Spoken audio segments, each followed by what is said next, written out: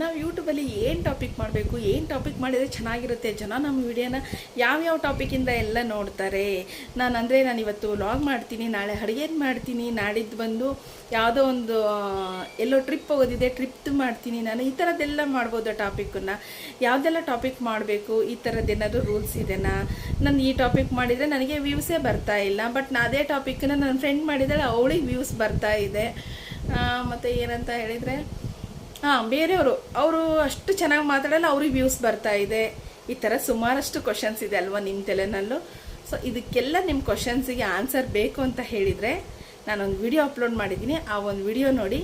ಯಾಕಂತ ಹೇಳಿದರೆ ನನ್ನ ಮಾತಾಡೋ ಶೈಲಿ ಬೇರೆ, ನಿಮ್ಮ ಮಾತಾಡೋ ಶೈಲಿ ಬೇರೆ.